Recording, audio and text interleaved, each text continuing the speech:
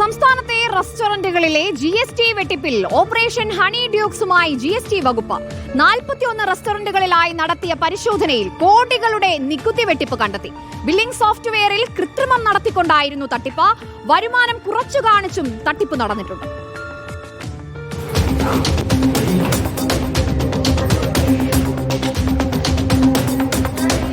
സംസ്ഥാനത്തെ റെസ്റ്റോറന്റുകളിൽ വ്യാപകമായി GST വെട്ടിപ്പ് നടക്കുന്നുണ്ടെന്ന രഹസ്യവിവരമാണ് GST വകുപ്പിന് ലഭിച്ചിരുന്നത്. ഇതിന്റെ അടിസ്ഥാനത്തിലാണ് ഓപ്പറേഷൻ ഹണി ഡ്യൂക്സ് എന്ന പേരിൽ വ്യാപക പരിശോധന നടന്നത്. ഇന്നലെ വൈകിട്ട് ആരംഭിച്ച പരിശോധന ഇന്ന് പുലർച്ചെ വരെ നീണ്ടുനിന്നു. കേരളമൊട്ടാകെ 41 റെസ്റ്റോറന്റുകളിലാണ് പരിശോധന നടന്നത്. ഇതിൽ 9 എണ്ണം കൊച്ചിയിലാണ്. പരിശോധനയിൽ ബില്ലിംഗ് സോഫ്റ്റ്വെയറിൽ കൃത്രിമം നടത്തിയതായി കണ്ടെത്തി. വരുമാനം കുറച്ചു കാണിച്ചും തട്ടിപ്പ് നടന്നിട്ടുണ്ട്. 1 ലക്ഷം രൂപയുടെ ടേൺ ഓവർ 50,000 കാണിച്ചിരിക്കുന്നത്. ഇങ്ങനെ സംസ്ഥാനത്ത് കോടികളുടെ GST വെട്ടിപ്പ് നടന്നതായാണ് കണ്ടെത്തൽ.